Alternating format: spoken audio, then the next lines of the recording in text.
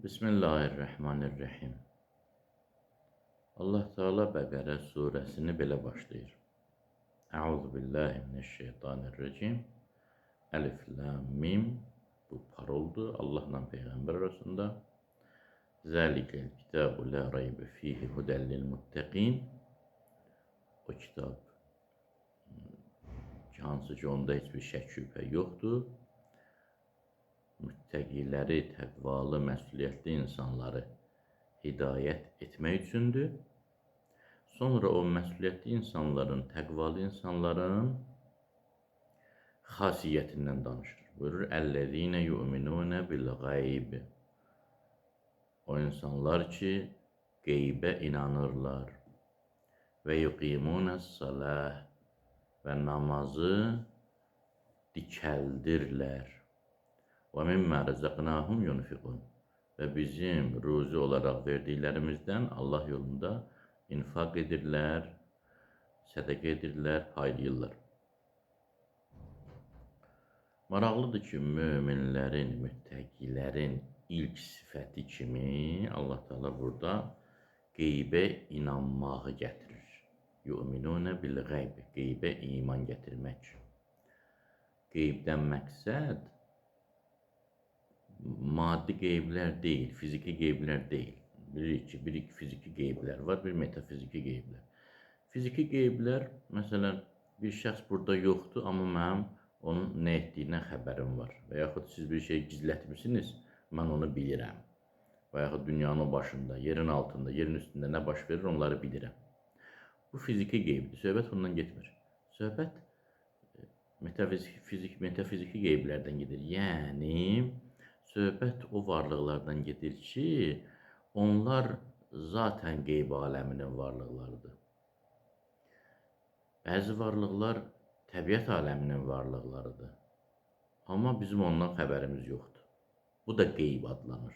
Amma bu ayədə məqsəd bu qeyb deyil. Bu ayədə məqsəd elə yarandıqdan etibarən fövqəl-təbii aləmə məxsus olan, metafiziki aləmə məxsus olan qeyb aləminə aid olan varlıqlardan gedir. Qeyb aləminə məxsus olan varlıqlara iman gətirmək müminin ilk sifətidir. Burada bir mümin üçün 3 dənə sifət sahib, bir müttəqi üçün 3 sifət sahib. Birincisi onun elmi xarakteri, ikincisi onun ibadət xarakteri, üçüncüsü onun ictimai xarakteri. Elmi xarakteri olaraq, müttəqinin elmi xasiyyəti olaraq qeybə imanı qeyd edib, yu'minunə bil-qayb. İbadətə məxsus xarakter olaraq, mənəvi xarakter olaraq namazı bərpa etməyi, dikəltməyi qeyd edib, yuqimunəs-salah. Və ictimai xarakter olaraq paylaşmanı, yardımlaşmanı, sədəqə vermək, xums vermək, zəkat vermək, xeyriyyə işlər görmək, bu kimi məsələlər qeyd edib və mimmə rəzəqnahum yunfiqun, infaq edənləri qeyd edib. Mən burada birinci xasiyyətdən danışmaq istəyirəm, bir neçə kəlmə. Müminin ilk xasiyyəti və elmi səviyyəsi qeybə iman gətirməkdir. Bu çox önəmli məsələdir. Sual edirik, ilahi, bu qədər təcrübə elmlər dururkən, bu qədər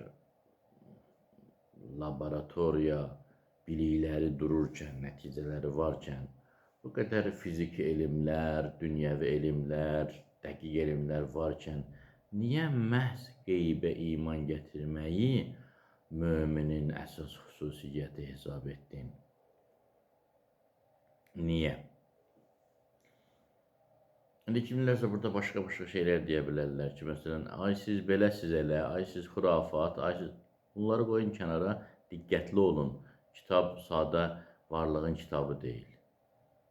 Kitab Allahın kitabıdır və onu göndərdiyi şəxs bəşəriyyətin ən ağıllı, ən müdrik şəxsidir. Bunu unutma olmaz. Burada nələrsə var. Müminin, müttəqinin ən bariz xüsusiyyəti kimi qeybə iman gətirmək.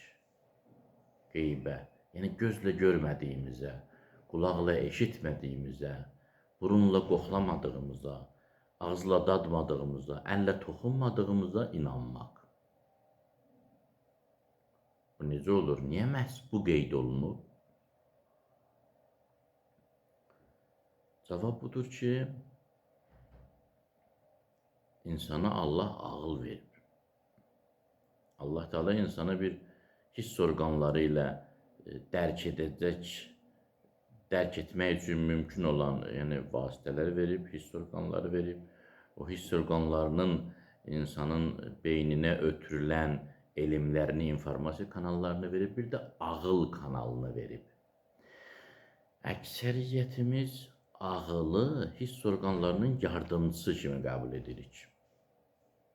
Yəni biz ağılı hiss orqanları ilə anlamaqda çətinlik çəkdiyimiz zaman işlədirik. Bir şeyi görmürəm, onun var olub olmadığını sübut eləmək üçün, bilmək üçün keçirəm ağıldan istifadə edirəm. Yəni ağıl mənim təbii elə bil ehtiyaclarımın ödənməsinə yardımçıdır. Amma ağlın statusu bu deyil. İdrakin, dərkin statusu bu deyil. Ağlın müstəqil şəkildə nələrisə dərk etmək qabiliyyəti var və çox böyük geniş imkanları var, potensialı var.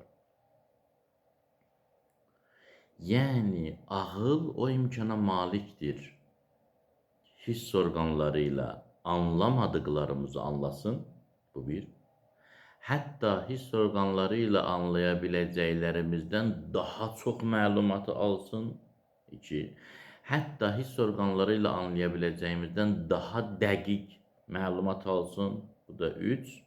Və ağıl nəinki müstəqil şəkildə, yəni hiss orqanlarına, fiziki informasiya kanallarına möhtac olmadan nələrisə dərk edə bilər, hətta hiss orqanlarının özü nələrisə dərk etməkdə, ayrı seçkilik qoymaqda, ayırt etməkdə ağla möhtacdır. Və qeyb aləmini insan əqili düsturlarla, əqili, belə deyək, məntiqlərlə anlamaq imkanına malikdir. Dolayısıyla Allah Teala bizə yönəldir əqlə, ağla, məntiqə. Bizə bu mesajı verir ki, sən bəsdir hiss orqanlarını mötəbər hesab etdin. Bunların etibarı öz yerində. Amma sənə daha böyük varlıqları anlamaq üçün daha böyük imkana malik bir informasiya kanalı lazımdır. Bunu da sənə vermişəm. Sən bundan müstəqil şəkildə istifadə etməlisən. Hətta sən bunu hiss orqanları ilə anladıqlarından öndə tutmalısan. Yəni, ay mömin, ağıllı ol. Ay insan, ağıllı ol. Ağıl önəm kəsb etsin. Hiss orqanları heyvanlarda da var. Sən ağla önəm ver. Ağlın önəm verdiklərinə önəm ver. Ağılla əldə etdiklərinə etibar et və o istiqamətdə hərəkət et. Hiss orqanları emosional da ola bilər, səni aldada bilər, amma ağıl səni aldatmaz. Hər bir insan səhv eləsə, bizim ona ilk sualımız budur, ağlın hardaydı? Allah Teala həmin o nöqtəyə işarə edir, buyurur, ağlınız. Mömin qeybə inanır. Qeybi adam gözlə görməz, qulaqla eşitməz, burunla qoxlamaz, ağızla dadmaz, əllə toxunmaz. Qeybi yalnız və yalnız ağılla dərk etmək olar. Yəni Allah müttəqini çox ağıllı görmək istəyir.